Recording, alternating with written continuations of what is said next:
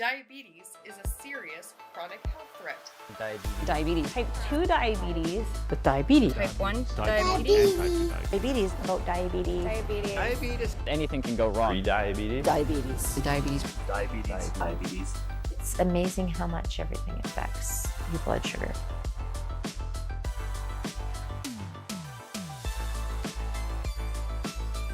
I grew up in Prince George, from up north. I was really active, and then 18, I got married and moved down here. And I've been here ever since, and I have not wanted to move back.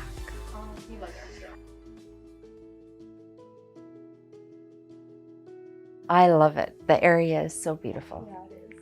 Don't have far to go to many lakes and stuff, so yeah, I love it. Yeah, it's awesome. Won't go anywhere farther than a few miles, I Yeah, doubt. totally extortion. I was diagnosed here, and I can't even remember the year because it was like they warned me. They gave me so many different warnings of saying you have to get your sugars under control, but it really never meant anything to me.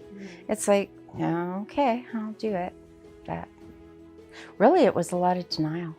It was like, okay, so I have to get my sugars down. I shouldn't be eating this and this, but it really didn't mean very much to me. Yeah. And quite honestly, I'm feeling like I am dropping at this moment. I'm starting to get sweaty again. Go grab something, yeah. So I'm just going to go. grab and test. Yeah, and of course. yeah, I'm definitely dropping again on a 3.8. Oh wow. Yeah. That's quick how fast that. Yeah. Do you want me to get you some juice? I think I'm gonna grab a chocolate bar. Denise, Yeah, I'm excited for her definitely interview, losing inadvertently skipped a meal after injecting insulin. This caused her blood sugars to drop to dangerous levels, a process called hypoglycemia. Hypoglycemia can cause noticeable symptoms and, if untreated, may lead to coma and death. Because her blood sugars were less than 4, she took 15 grams of a fast-acting simple sugar to increase her blood sugars within 15 minutes. Once it came up above 4, she had a meal with complex carbohydrates to maintain her sugar levels. Otherwise, she would have had to take another 15 grams of rapid sugar every 15 minutes, take glucagon if she became unconscious, or call 911. It's such a hard, Yeah. but I can definitely feel myself. It's like the blackness on the outside, and then everything just sort of. Yeah. It just happens so fast, and it's like I have such a hard time getting it up there. I actually think I'm starting to spin a little bit. It's really interesting how it's like doing the I'm sorry, I'm having trouble concentrating. So hard because I don't know, and it's like I go low, and then it's like I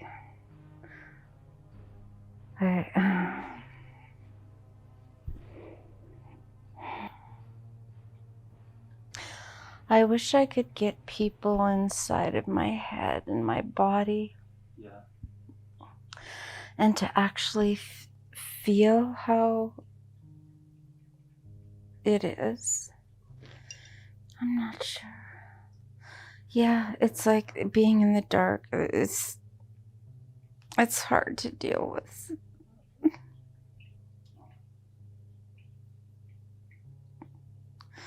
And yeah, and then I freak out. Yeah, well, I forget.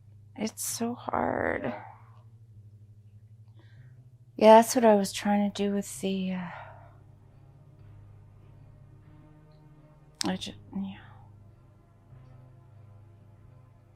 And then I get scared.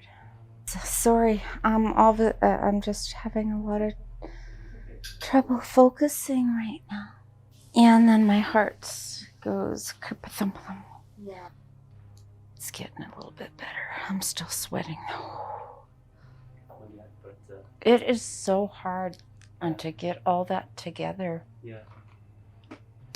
And your exercise affects it. I mean, if you're having a good day and you're going good and you're using all the energy that you normally use, it's great. But then it's like one little hiccup and it just snowballs. It's hard to stop the snowballing. Yeah. And then it's hard to recover. Yeah. Like, it's just, a lot of people don't understand that it's like a brain fog and your body is just trying to like process, and then things are shutting down and you lose like basic thought, like, okay, I need to get sugar, but I actually have to open this package and I have to actually get it into my mouth. And because you could just sit there and look at it. I've done that. I'm just like, okay, I got to drink this. Okay, drink. It's like, with that low, it was extreme. With the change of medications, I've only had a few like that. It really depends, your lows, how much insulin you're taking, which you have to look at your body weight, how you're feeling, if you're feeling healthy. If you're feeling healthy, your body can react a lot better to things. And so the blood sugar doesn't seem to bother it so much. But then when you look back, it's like, so was it the blood sugar that was the issue? Or was it anything else that was happening? If I was sick, if I was stressed, if anything else was happening. It's like, so was it this or was it this? Was it the chicken or the egg? I have had to learn to think ahead because, have you seen, as you saw, when I do have a low, I totally lose comprehension. It's like, okay, I need some sugar. And so I think sugar. And my brain goes off in a whole, instead of getting up, going and finding something with sugar in it, I'm thinking sugar. Okay, well, I should mix this and this. And so I'm sitting there for 5 minutes. And meanwhile, my blood sugar is crashing and I'm crashing. And people are asking me, well, how can I help you? And it's like, I don't know. I have a plan. It's in the cupboard. So it can be really scary. It's like, you have to plan ahead so you can help yourself and have others help you. And it's horrible because you feel so out of control. Like you have no control on what's going on. Low blood sugars, as we know, is that if they're not treated immediately, they will go unconscious and they will die. So it's a real fear, and it's a grounded fear.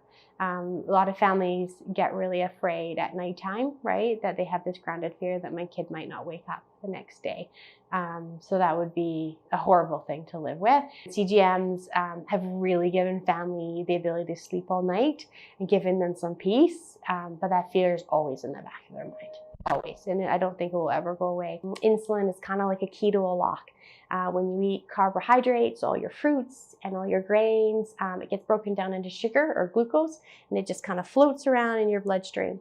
Insulin comes out of your pancreas and goes, oh, there's some sugar in your bloodstream, and it opens up all your cell doors so that the sugar can actually go in and be used for energy. So all the glucose, their sugar just gets trapped in their bloodstream. They can't access it. They can't get it into their organs and tissues. So I thought I could handle it. It was like, okay, the fast-acting insulin is the best because it'll control it quicker. But it's actually the long-lasting insulin that helps you maintain, and the short stuff is just for the corrections. Well, I didn't process that. So I wasn't even half the time taking my long-lasting insulin because I didn't think it was that important. But it's like, that's the baseline. Even your different food values factor into your blood sugar. Some people think, oh, that should be easy. But if you work shift work, if you have anything else happening in your life, you have to factor that in, because that's just a little part of a whole person's life, but it's a big part. When you have underlying conditions, it's like the diabetes just adds an extra layer to the issue of trying to deal with it, because your body isn't reacting the way it normally should. And so when you're down or when you're sick, the sugars go crazy, but you're more thinking about how to cure the flu or whatever. And you're not thinking, okay, well, I'm sick, I can't eat. I'm fine, I'm not eating. I don't have to worry about extra blood sugar because I'm not eating. Until you realize your blood sugar just keeps going up when you're not eating, and it's processing other things out of your body. And so your sugars just keep going up, up, up, up, up, even though you're not eating. And it's like, okay, well, I'm not eating, so how could my blood sugars? So it's like a whole different process in your brain that you have to figure out. There's a close relationship between insulin and blood sugar in the body. When we eat carbohydrates throughout the day, it gets converted into blood sugar. That blood sugar gets put into our bloodstream. That gives us the energy that we need to survive. The purpose of insulin is to take that blood sugar and put it into the cells where we can use for energy, or put it into the muscles and liver where we can store it and release that sugar slowly throughout the day, giving us the energy that we need in between meal times. When we can't store that blood sugar and we can't burn it up because we're not exercising, then it starts to create a problem where we have something called hyperglycemia, because our blood sugar is too high and it gets locked up in our bloodstreams. So the key here is balance. If we can eat a healthy diet full of nutritious foods that have a low amount of simple refined sugars, then our pancreas has an easier job to produce enough insulin to get the job done. If we eat too much sugar, we need to produce a lot more insulin to kind of match that. And that can start to lead to problems where we actually reduce our pancreatic function through cell death in our pancreas, as well as causing insulin resistance, where the insulin that we do produce, it doesn't work as good as it used to. Once you become a frequent exerciser, you can see people start taking less insulin to manage their condition.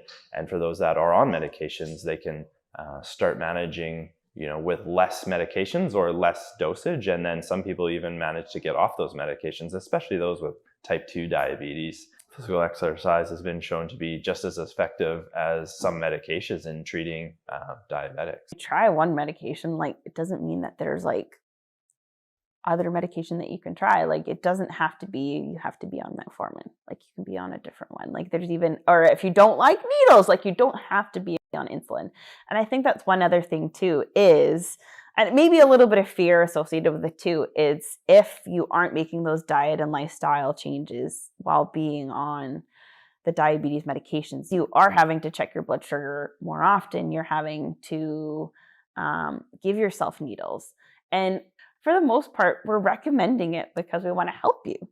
It's not because, we're like, oh, well, just give them a pill, so they're out of my clinic or whatever. No, it's because we're trying to help you. We're trying to prevent strokes, heart attacks, losing your foot, that kind of stuff. You really have to work with the diabetes people. They know what they're talking about. You may think, oh, well, my body's, I can do this. That's what I thought. I went from being so good physically, mentally, and then I just went, whoa. If I would have listened and actually comprehended what effect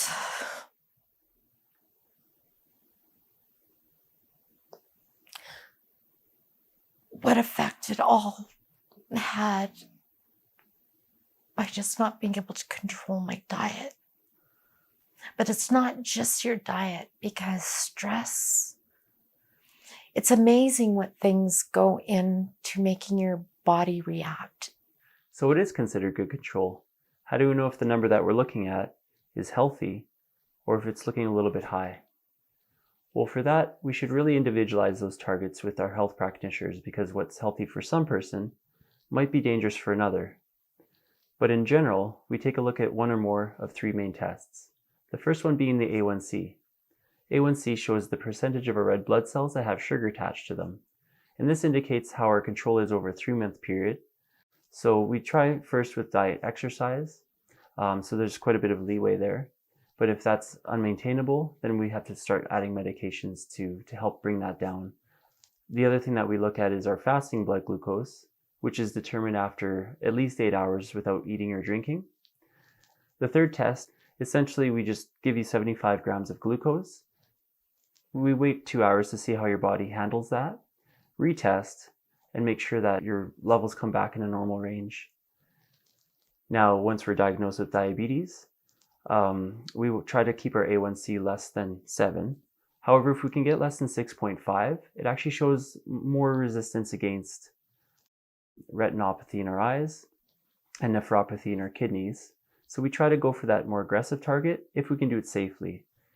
With our fasting blood sugars, we try to stay between 4 and 7. And after eating, 2 hours after we have a meal, we try to stay between 5 and 10, which we give a little bit more stricter targets if we're not meeting our glycemic control in general. When we're not meeting our targets, we take a look at medications. And when it comes down to medications, I like to explain it in 2 different groups. There's medications that increase insulin production and medications that increase insulin's action. So for increasing production, there's certain medications that squeeze a little bit more insulin out of the pancreas, or what we can do is just inject insulin into our cells and increase our amount that way. The ones that actually help with the action of insulin, make it work more effectively, could either work on insulin resistance, in the case of metformin, that actually makes the insulin that our bodies still will produce more effective. Or we can look at other medications that are more tailored to people with underlying cardiac disease or some of those comorbidities. One of the biggest advancements lately in diabetes self-management is our ability to now monitor blood glucose continuously throughout the day. This is opposed to poking your finger and taking a blood sample every time that you wanted to check in and see where your blood sugars are sitting. So the last 10 days I actually put a continuous glucose monitor on myself, and we can take a look at the results here. Because I don't have diabetes, I was in range 100% of the time. The average blood glucose was in range. The average A1C calculated with my blood sugars were in range too. Coefficient of variation just shows how tight of a control that you have. And you can see that my average is actually pretty consistent throughout the day, meaning that my pancreas was able to kick in every time that it noticed extra blood sugar. And when my sugar was dropping, like in times of exercise, my liver and muscles were able to put more sugar in my bloodstream to meet demands. There were some highs and some lows because there's always a little bit of variance depending on what you eat. So let's compare to another one of my patients here. You can see he's in range, which is excellent. He's a few highs, but his average blood glucose is normal. His calculated A1C was pretty good. His coefficient of variation is a little higher than mine because he has to actually inject with insulin, whereas my pancreas keeps that in check. And his average is actually all in range, which is excellent. He has a few highs, especially around supper time, and some lows too, depending on what he's eating, but nothing in the hypoglycemic range. So we can compare to see how he's doing about a year ago before we really took control of his blood sugars here. And you can see he was only in range about 28% of the time. And pretty much the rest of the time he was sitting quite high. And you can see that average is always sitting above the line. He was seeing some very, very high readings and some lower ones that were actually in target. We changed his insulin and changed up his medications to keep better control of that and get him right where we want to be.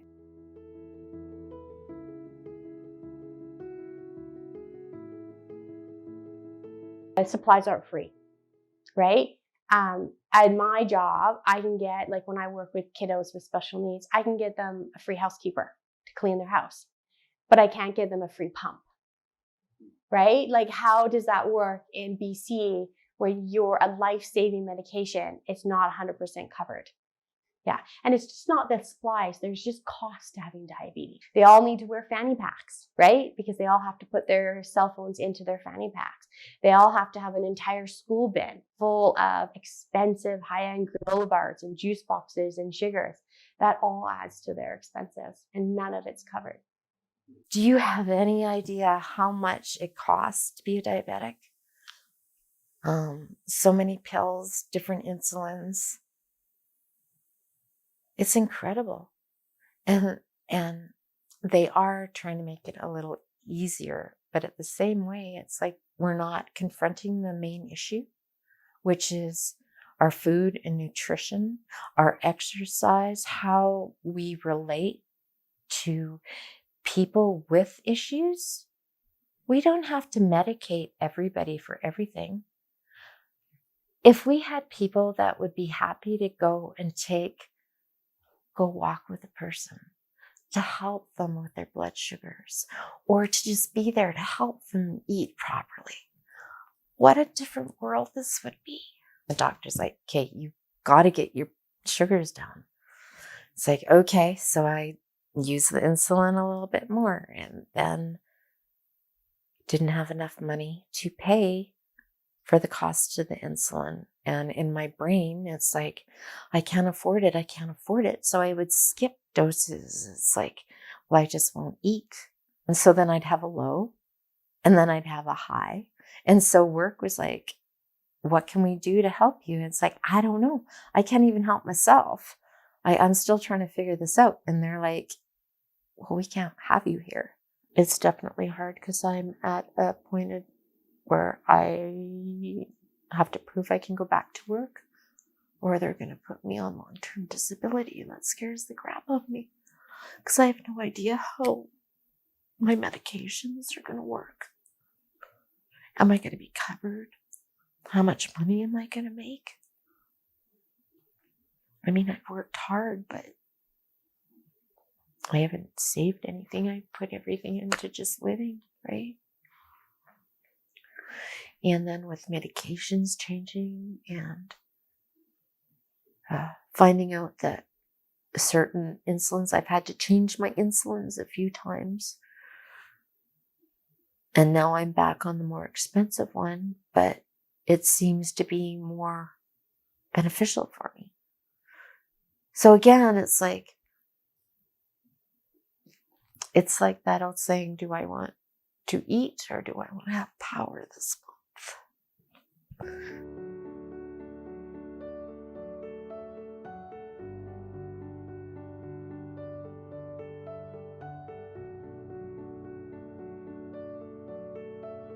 I thought I could do it myself, and I wasn't listening to people who knew that this is going to go sideways. And if you don't do this, and I'm like, yeah, I got this, no worries. Yeah, didn't have that. It's like, yes, it can be dealt with. Yeah, we can do it, but it takes that one step. You have to take the first step. You plan a journey, you want to do something in life, you have to take that first step. But you also have to have a focus of where is that going to go. And that's what you have to do. You have to keep working. It's not like you can just give up. And that's one thing. You have to stay on it. Just like every day in life, you have to be there. Be present. Be active in what you want to accomplish. You want good health, you have to be active in that. You have to do the right things. And there are people out there who want to help. So, just do it. Thanks for joining us as we explored insulin's function in the body, as well as some socioeconomic issues that people with diabetes are faced with. Come join us in the next episode where we discuss cardiovascular disease and diabetes. We will go head-to-head in the gym with one of my patients who has had a heart attack, then turned her life and health around, and learned to live well with diabetes.